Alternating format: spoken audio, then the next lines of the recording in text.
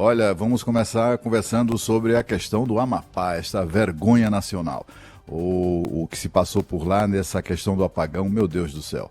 O Amapá completa 3 semanas do apagão após 2 blackouts e quase 90% da população com fornecimento de eletricidade racionado. Neste fim de semana, o presidente Jair Bolsonaro visitou uma subestação de energia do estado, acompanhado do ministro de Minas e Energia, Bento Albuquerque. No local, o presidente anunciou que uma medida provisória vai isentar a população do Amapá do pagamento de energia elétrica durante 30 dias.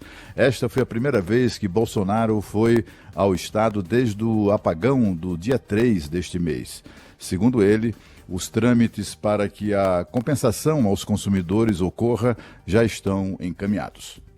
Obviamente, a população sofreu bastante com isso. Por decisão, num primeiro momento, do presidente do Congresso Nacional, procuramos o ministro da Economia, Paulo Guedes. Já ouvimos todos os órgãos interessados, os responsáveis. Estamos na iminência, Davi, de assinar uma medida provisória para dar uma medida compensatória a todos os que foram prejudicados com essa falta de energia.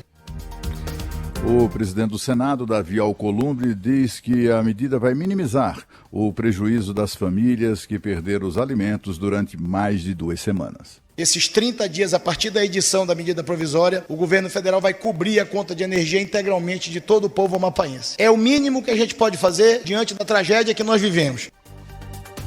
O presidente Bolsonaro reforçou que o governo federal está trabalhando para normalizar o serviço nos próximos dias. O ministro de Minas e Energia, Bento Albuquerque, anunciou que será apresentado em 15 dias um novo plano energético. Nos próximos 15 dias, nós vamos apresentar esse novo plano energético para a sociedade brasileira e, em particular, para o estado do Amapá. Nós podemos garantir que a segurança energética vai permanecer nesse estado daqui para frente. Bom, é uma vergonha, né, tudo isso.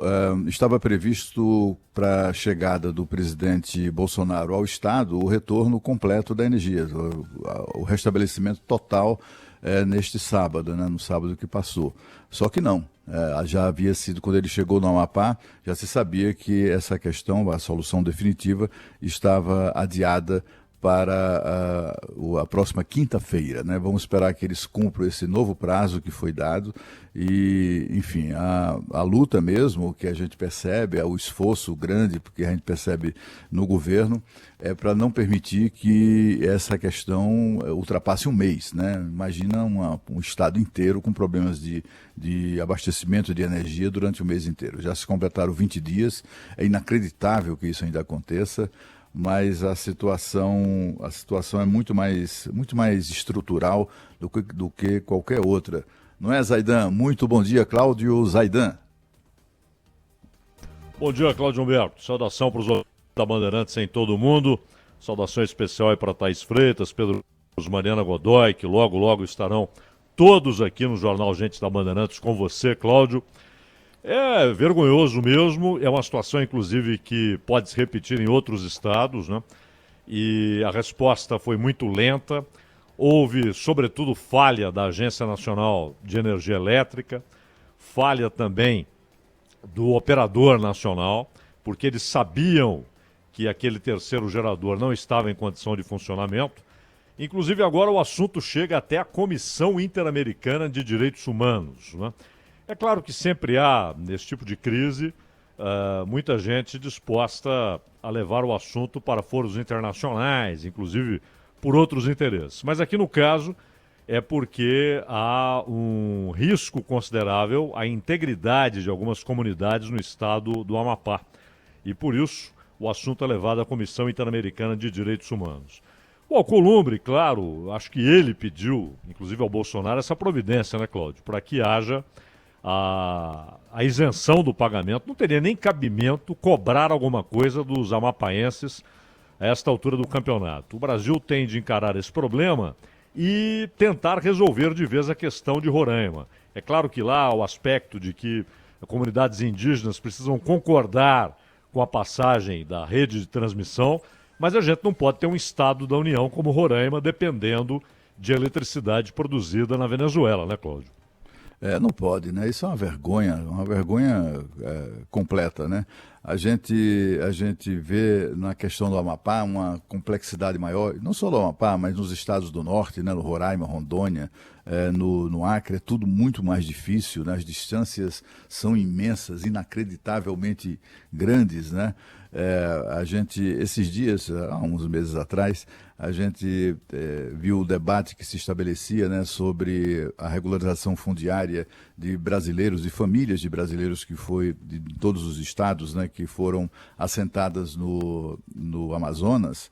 E havia uma discussão, o Congresso não queria, o Rodrigo Maia, enfim, não inviabilizou essa questão. E eu me lembro de ter ouvido de um especialista a seguinte comparação.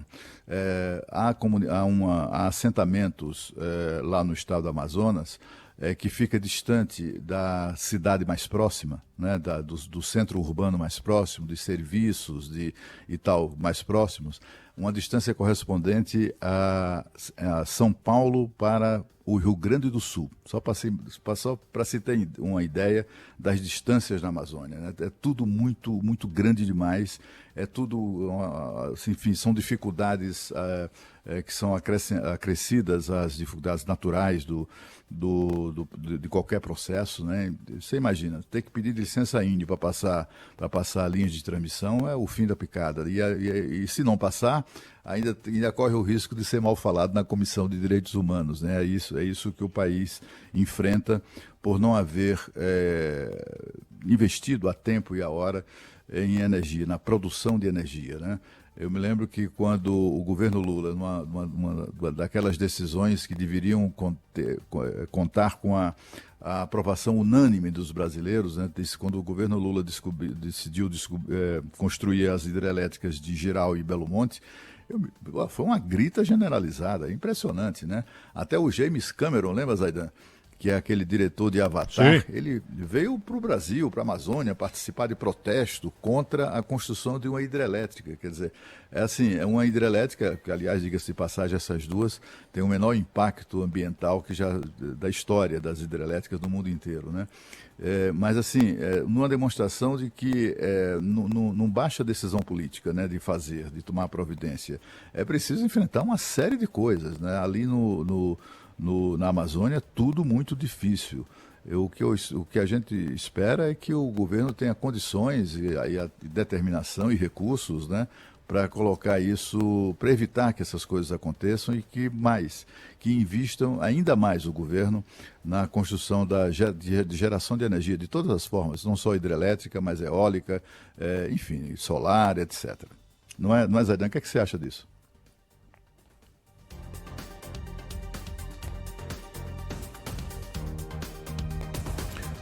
Bom, a gente vê também um aproveitamento político muito grande. Eu estava aqui pensando sobre o anúncio do presidente Jair Bolsonaro de que vai isentar, né, os amapaenses do pagamento de energia, etc. Eu acho isso, assim, é um mínimo que a gente pode esperar, né, em termos de providências do governo. Mas, até porque o povo do Amapá não vai pagar o que não teve. Se não teve energia, vai pagar o quê então, né? Mas a mim me parece que os amapaenses merecem muito mais do que isso, do que a isenção do pagamento da conta de luz. A população precisa ser indenizada pelos prejuízos que foram causados. Muita gente perdeu emprego, inclusive, porque empresas deixaram de funcionar, né? Padarias que funcionam com forno elétrico, já era, né? Não teve como produzir pão. Certamente causou prejuízos aos seus donos e também acabou provocando a supressão de postos de trabalho, né, em várias atividades, com toda certeza. Sem contar aquelas pessoas que tiveram prejuízo, por exemplo, da perda de alimentos, né, supermercados, mercadinho, né, qualquer tipo de comércio de qualquer tamanho, né, teve prejuízo imenso, todo mundo teve prejuízos, né, indústrias, fábricas, poucas que existem lá, mas existem, que funcionam à base de energia. Todo esse conjunto enfim, de setores, segmentos da economia, sofreram muito com esse apagão, né? Então, assim, mais do que isentá-los do pagamento da conta de uma energia que eles não tiveram, os amapaenses, não tenham dúvida, merecem ser indenizados por tudo isso.